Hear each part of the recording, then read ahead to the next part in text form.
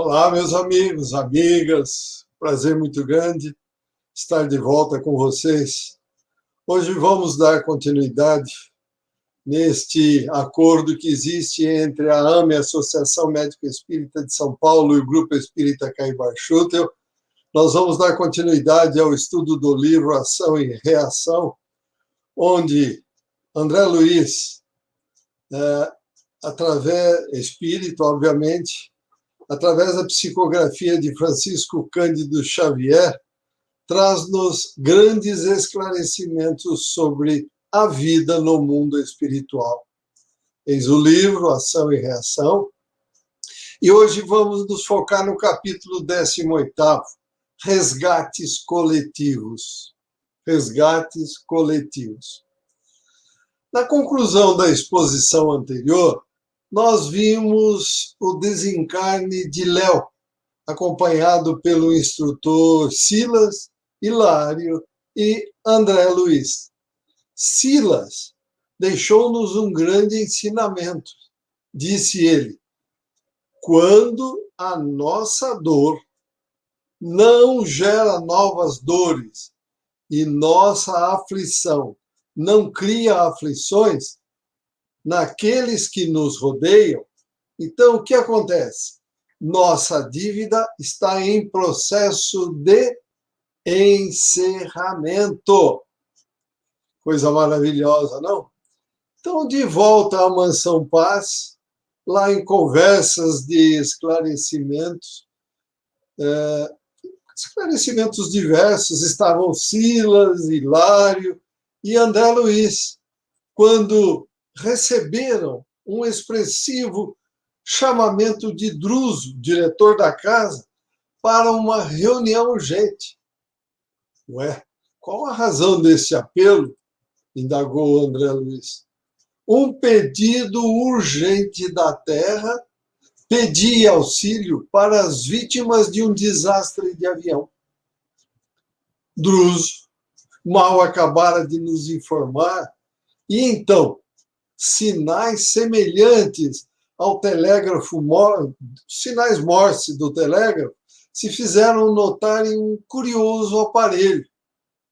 Druso, o instrutor, ligou-o em uma tomada próxima e nós vimos então, continua André Luiz, um pequeno televisor projetando imagens movimentadas em uma tela próxima à parede. Tal qual se acompanhássemos o noticiário, vimos a paisagem terrestre, onde, no alto de uma serra com floresta, tinha ali os destroços de um grande avião. O piloto, enganado pelo traiçoeiro oceano de espumas da neblina, não conseguiu evitar o choque com os picos graníticos que ali se salientavam, silenciosos e implacáveis.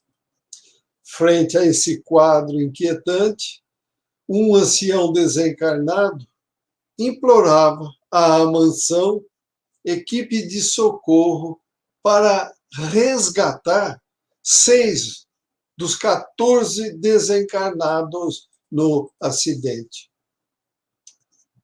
Druso e Silas preparavam a tarefa assistencial. E André e Hilário olhavam espantados para o quadro doloroso e sinistro. 8 desencarnados jaziam em posição de choque, algemados aos corpos físicos, mutilados ou não. 4 deles gemiam, ligados aos próprios restos, e 2 deles, ainda ligados à forma física, gritavam desesperados. Uma cascata de luz, vertendo do céu, vinha o auxílio em abençoada corrente de amor. E aí, então, disse André Luiz, o quadro era tão real à nossa frente que podíamos ouvir os gemidos daqueles que despertavam desfalecentes para a vida. Silas cumpria então as ordens do comandante da instituição e, em poucos instantes, operários da casa dirigiram-se aonde? Ao local do acidente. André Luiz e Hilário então perguntaram a Druso se eles não poderiam participar nesta obra assistencial. Druso não concordou, explicando que esse trabalho era de natureza especialíssima e requeria colaboradores rigorosamente treinados. Então, Hilário e André Luiz solicitaram a Druso explicações sobre as provas coletivas. Em especial, Hilário perguntou-lhe por que era solicitado o auxílio para a remoção de 6 dos desencarnados, quando as vítimas eram 14?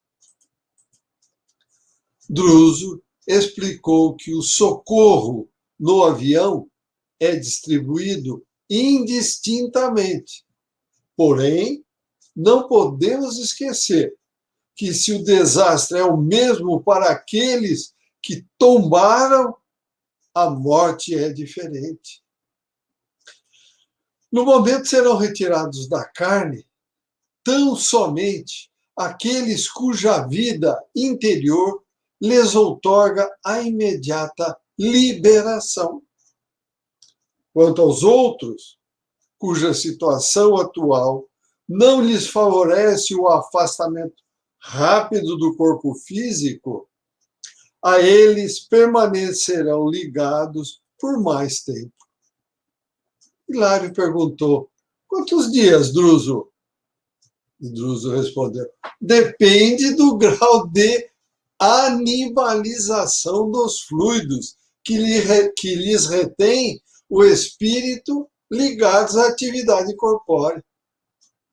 Alguns permanecerão algumas horas, outros, talvez, por longos dias. Corpo inerte nem sempre significa libertação da alma. O gênero de vida que alimentamos no estágio físico dita as verdadeiras condições de nossa desencarnação. Quanto mais chafurdamos o ser nas correntes baixas da ilusão, mais tempo gastamos para esgotar as energias vitais que nos aprisionam à matéria pesada e primitiva, da qual se constitui o quê? O corpo físico. Então, demorando-nos nas criações mentais inferiores, a qual nos ajustamos, nelas encontramos combustível para dilatados enganos nas sombras do campo carnal. E continuou Druso: quanto mais nos submetemos às disciplinas do espírito que nos aconselham equilíbrio e sublimação, mais amplas facilidades conquistaremos para a exoneração da carne em quaisquer emergências das quais não possamos fugir por força dos débitos contraídos perante a lei. Assim é que a morte física não é o mesmo que emancipação espiritual. Vejam que interessante. Assim é que a morte física não é o mesmo que emancipação espiritual. Então, André Luiz perguntou a Druso: os demais companheiros estarão sem assistência, embora coagidos à temporária detenção nos restos mortais? E aí Druso respondeu: de modo algum, André. Ninguém ninguém vive desamparado. O amor infinito de Deus abrange o universo. Os irmãos que se demoram enredados no mais baixo teor da experiência física compreenderão gradativamente o socorro que se mostram capazes de receber. Então, o companheiro de André, Hilário, perguntou: eles não serão atraídos por criaturas desencarnadas de inteligência perversa, já que não serão resguardados de imediato? Druso respondeu: sim, na hipótese de serem surdos ao bem, é possível que se rendam às sugestões do mal. E continuou Druso: a finalidade é que, através dos tormentos do mal, se voltem para o bem.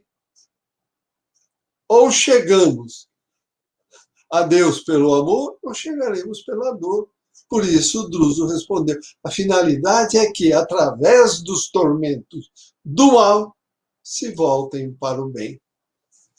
E continua Druso: lembramos que a tentação é sempre uma sombra a atormentar-nos a vida de dentro para fora, e não de fora para dentro.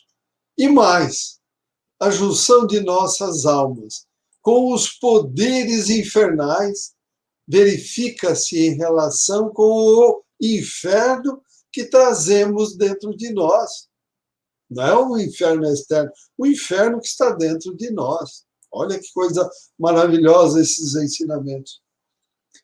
Hilário, então, perguntou se ele e André Luiz não poderiam cooperar com os trabalhadores da mansão no auxílio às vítimas de acidentes diversos, com o objetivo de pesquisar as causas do acidente.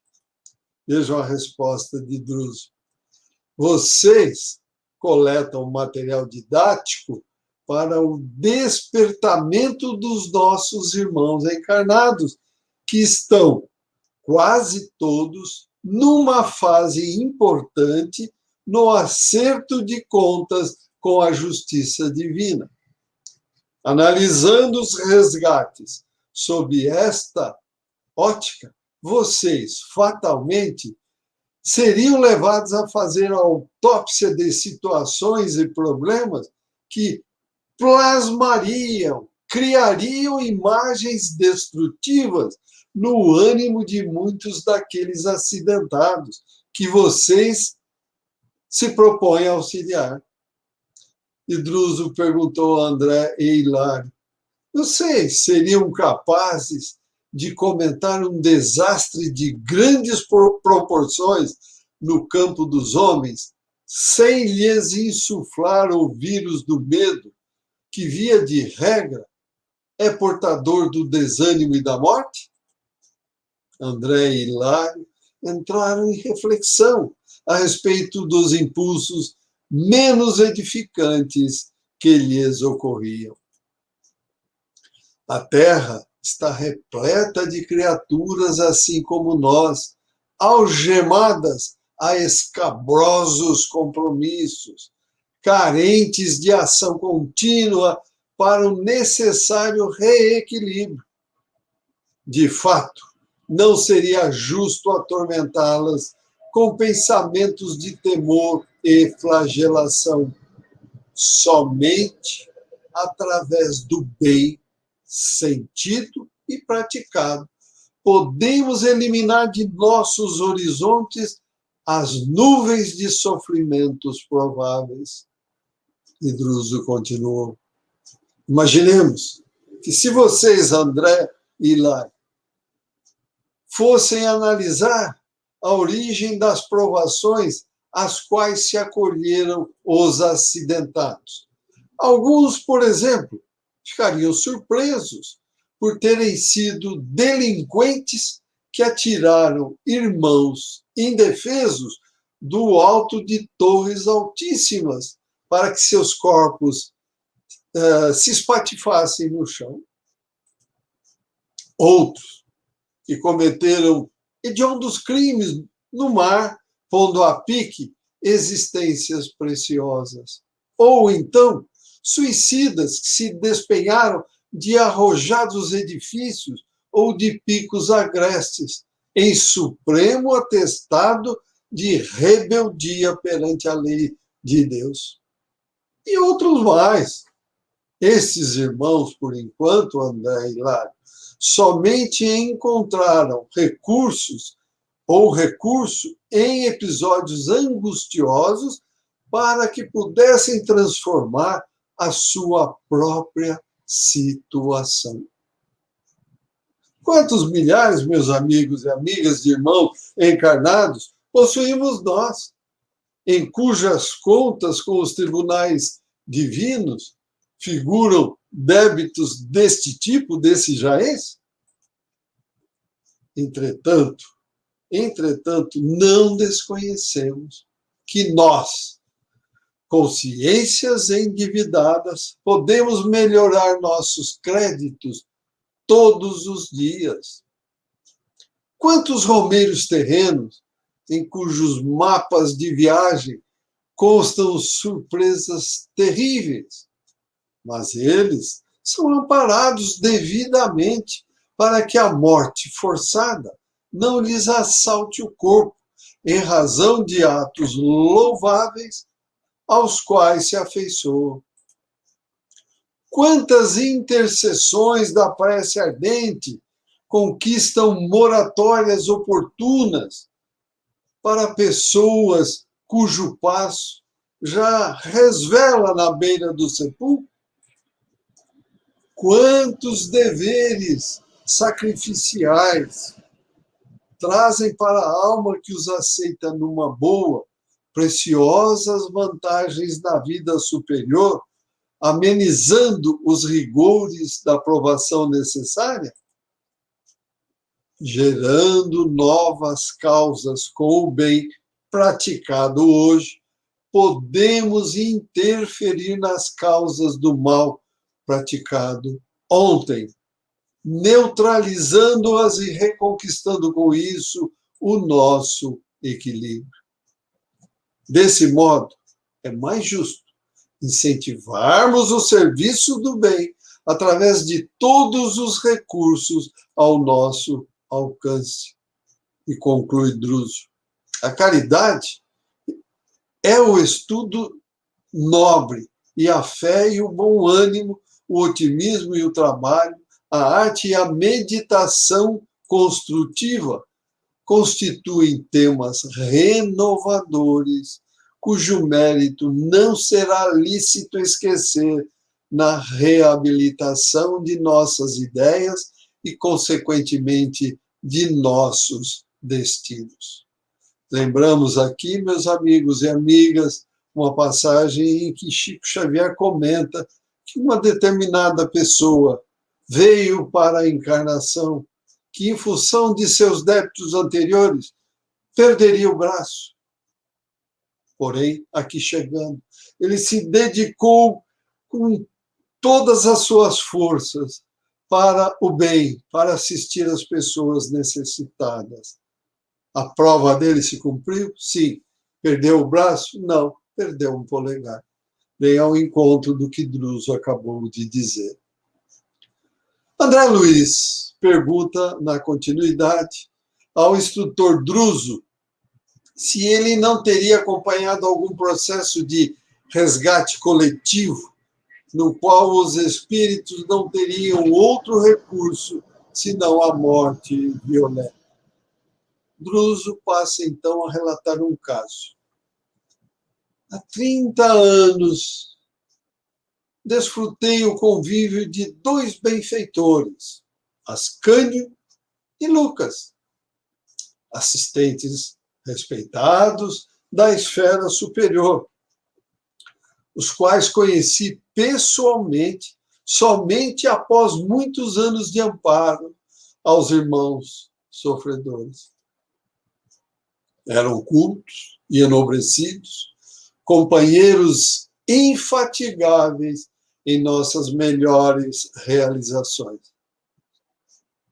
Entretanto, depois de largos decênios de luta na fraternidade santificante, pretendiam eles, ingresso, se elevar nas esferas mais elevadas para a expansão dos ideais de santidade e beleza.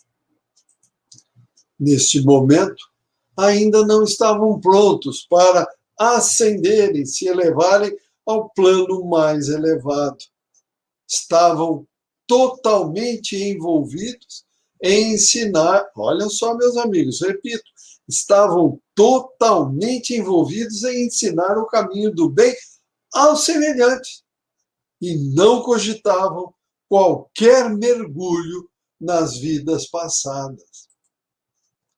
E Druso chama então a atenção de André Hilário quando diz: muitas vezes, André Hilário, quando nos fascinamos pelo esplendor dos cumes das elevações sublimes, nem sempre nos sobra disposição para fazer qualquer vistoria aos nevoeiros do vale. Assim, Ascânio e Lucas passaram a desejar ardentemente a ascensão e sentiram-se desencantados pela ausência de apoio das autoridades que não lhes reconheciam o mérito imprescindível para esta ascensão. Veja como somos nós, hein? Nos focamos aqui, esquecemos de olhar o passado. Apesar de ter decênios de trabalho no bem, decênios, estavam focados. E veja o que aconteceu. Esse mal-estar dilatava-se. E após terem feito o devido requerimento, a solicitação, houve então um pronunciamento da direção geral da mansão à qual nos achamos ligados, em que ambos foram então chamados para realizar o exame devido.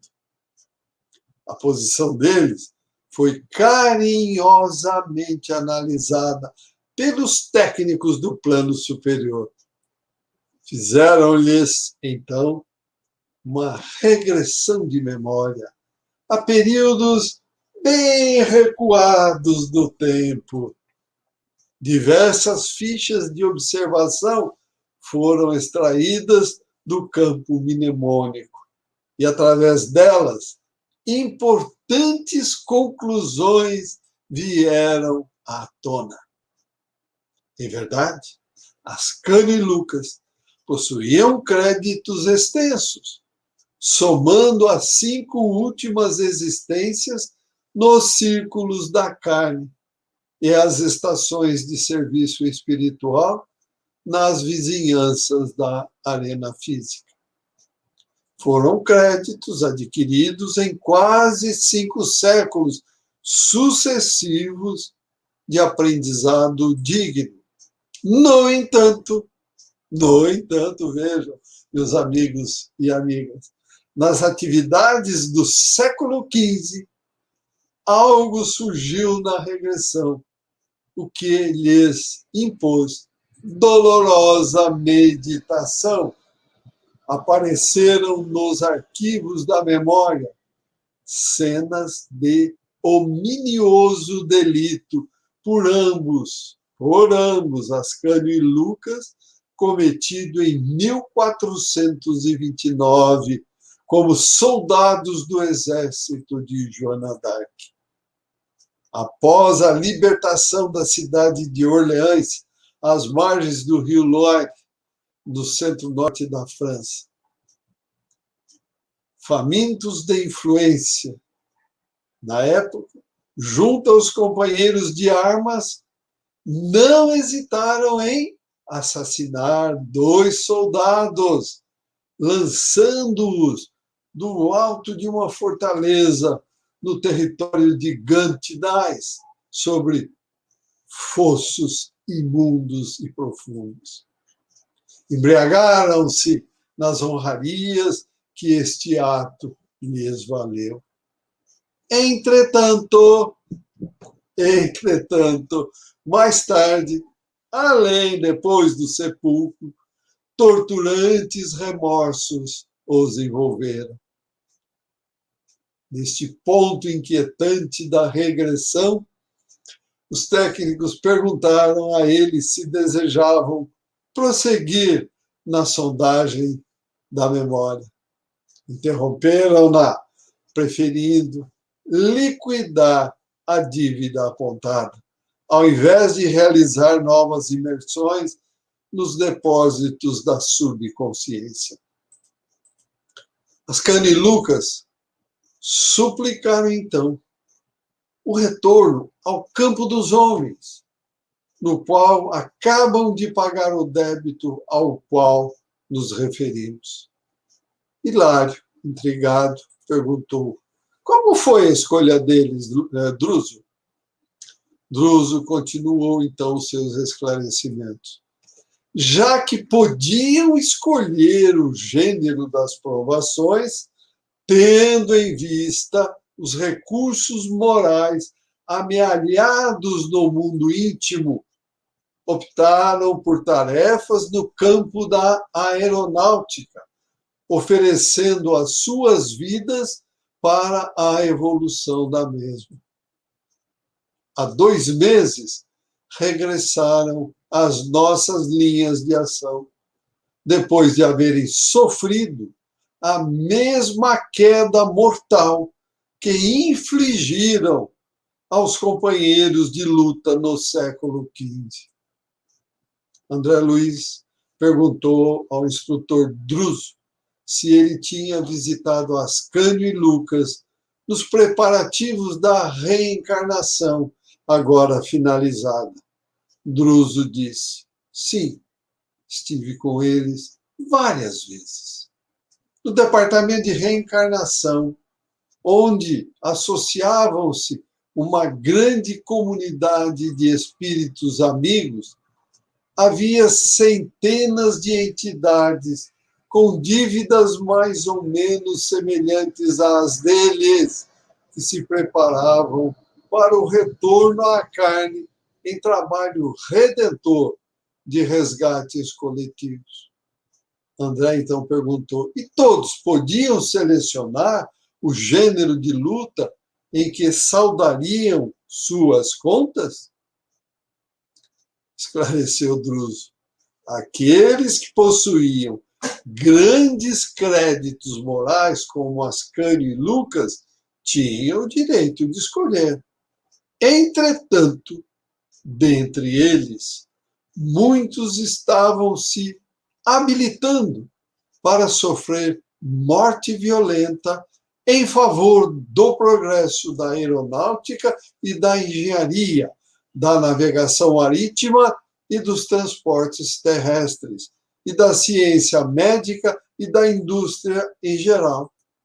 Porém, a maioria deles, por força dos débitos contraídos e consoante os ditames da própria consciência, não alcançava a prerrogativa da escolha, cabendo-lhes aceitar, sem discutir, amargas provas na infância, na mocidade ou na velhice.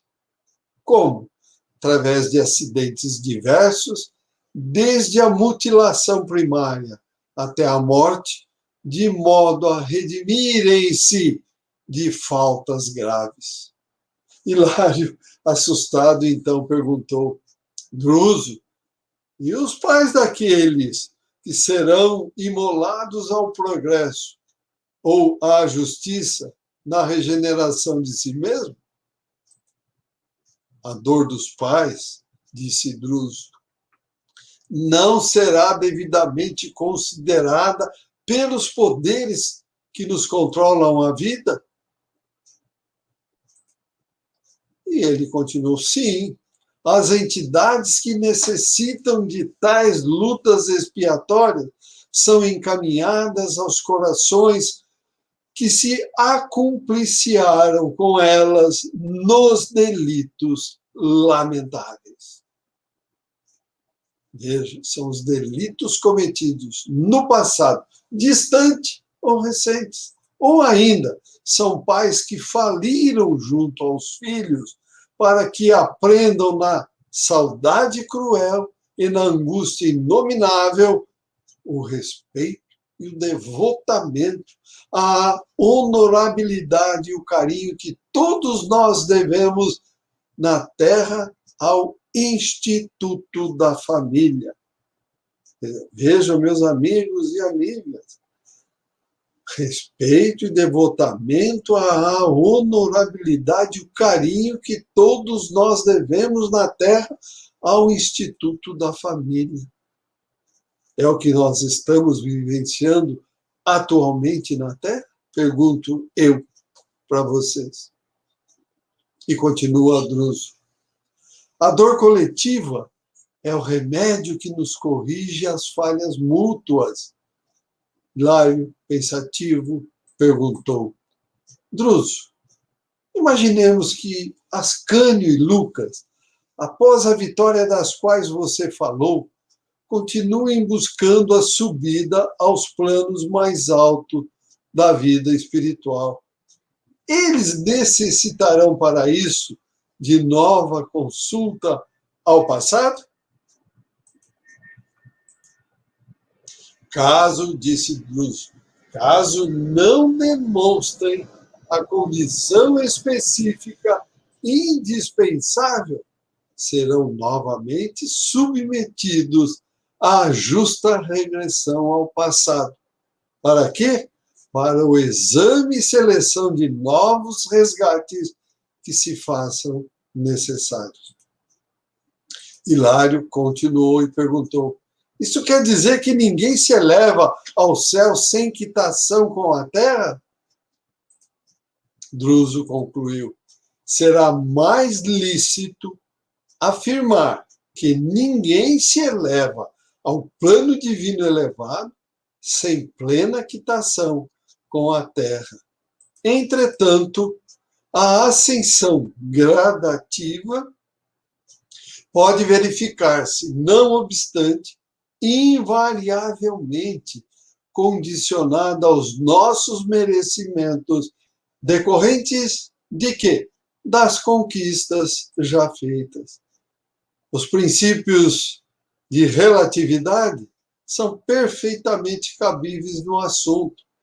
Quanto mais céu interior na alma, através da sublimação da vida, mais ampla a incursão da alma nos céus exteriores, até que se realize a suprema comunhão dela com Deus, nosso Pai. Olha que coisa fantástica, meus amigos e amigas. E Druso conclui dizendo, para entrar em comunhão com Deus, nosso Pai, é indispensável atender à justiça. E a justiça divina está inelutavelmente ligada a nós, de vez que nenhuma felicidade ambiente será a verdadeira felicidade em nós, sem a implícita aprovação da nossa consciência. Recomendamos, então, a todos os amigos relembrar sempre os dizeres finais dos Espíritos na questão 540 do Livro dos Espíritos. Tudo se encadeia na natureza, desde o átomo primitivo até o arcanjo, pois ele mesmo começou pelo átomo, admirável lei de harmonia.